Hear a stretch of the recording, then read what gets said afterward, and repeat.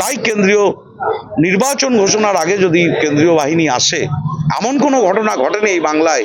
কেন্দ্রীয় সরকার ভোটের আগেই পরিস্থিতি বিচার করেই কেন্দ্র বাহিনী পাঠিয়েছে। যুদ্ধ হবে একটা বাংলা, আর কি হবে এই দেখি আমরা। বিধানসভা ভোটের দিন ঘোষণার আগেই রাজ্যে কেন্দ্রীয় বাহিনী মোতায়েন করে দিচ্ছে কমিশন। এদিকে 28 ফেব্রুয়ারি রাজ্যে বিশেষ নিবিড় সংশোধন প্রক্রিয়ায় ভোটার তালিকা প্রকাশের কথা। ঘটনাচক্রে তার পরের দিন থেকেই কেন্দ্রীয় বাহিনী মোতায়েন শুরু হয়ে যাচ্ছে। আর যা নিয়ে তুঙ্গে উঠল রাজনৈতিক তরজা। সরগরম মুর্শিদাবাদ জেলার রাজনীতির মহল। কেন তড়িঘড়ি কেন্দ্রীয় বাহিনী? প্রশ্ন তৃণমূল বিধায়কের। নিশানায় বিজেপি। বাংলার মানুষকে আতঙ্কিত করতে চাইছে, বাংলার মানুষকে খুন করতে চাইছে বিজেপি পার্টি।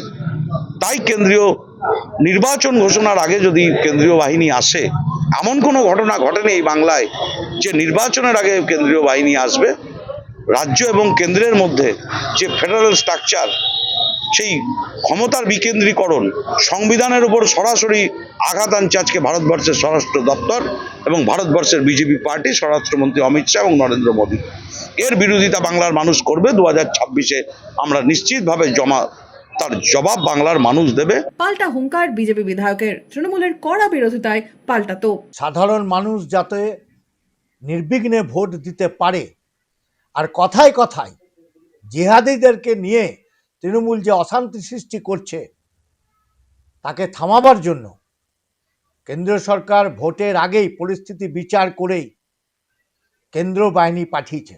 কিন্তু প্রশ্ন নির্বাচন কমিশনের কাছে, নির্বাচন কমিশন সঠিক হাতে সঠিকভাবে কি এদের প্রয়োগ করবে? কারণ রাজ্য সরকারের হাতেই ডিএম এবং এসপি। এই ডিএম এসপিরা আবার দোলনা খাওয়াবার জন্য, জিলিপি খাওয়াবার জন্য বাজারে বাজারে কেন্দ্র বাহিনীকে ঘোরাবে না তো? নির্বাচন কমিশন সঠিকভাবে তদন্ত করে দেখবে যাতে এদের সঠিকভাবে প্রয়োগ করা হয়, না হলে এই বাংলা জ্বলবে আবার। একদিকে তৃণমূল, অন্যদিকে বিজেপি। অভিযোগ পাল্টা অভিযোগে চড়ছে পারদ। কংগ্রেস কি বলছে? আমরা চাইবো যে মানুষ নিশ্চিন্তে নিরাপদে নির্বিঘ্নে ভোট দিতে পারবে, বাকি আমাদের কোনো কনসার্ন নেই। নিশ্চিন্তে নির্বিঘ্নে নির্ভয়ে মানুষ ভোট দিক, এটা আমরা চাই। ভোট আবহে রাজ্যে কেন্দ্রীয় বাহিনীর আগমন নতুন নয়। এর আগেও একের পর এক ভোটে বাহিনী নেমেছে। 2021 সালের বিধানসভা ভোটেও পশ্চিমবঙ্গে 1100 কোম্পানি কেন্দ্রীয় বাহিনী মোতায়েন করা হয়েছিল। ভোট হয়েছিল 8 দফায়। তবে এবার ভোট ঘোষণার আগেই কবে থেকে কত কোম্পানি মোতায়েন?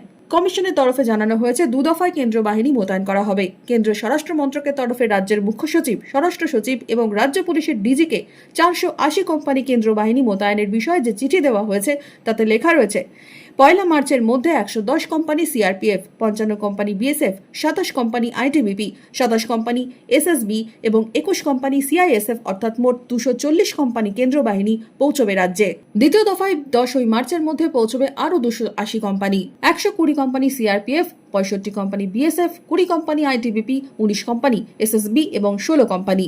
সংবেদনশীল এবং ঝুঁকিপূর্ণ এলাকায় ভোট আবহে বিশেষ নজর থাকেই। মুর্শিদাবাদ জেলাতেও কেন্দ্র বাহিনী নামার আগেই তুঙ্গে উঠেছে রাজনৈতিক তরজা। Bureau report, Madhyabanga news. Manmohini health care, স্বাস্থ্য সেবায় অটুট শ্রেষ্ঠত্বের শিরোপা। জেলায় প্রথম robotic knee replacement, cardiology with cath lab, neurosurgery, specialised trauma unit থেকে স্মাইল ট্রেন, একগুচ্ছ পরিষেবায় নিয়োজিত। Manmohini health care, quality care with personal touch, Baharampur শিল্প তালুক।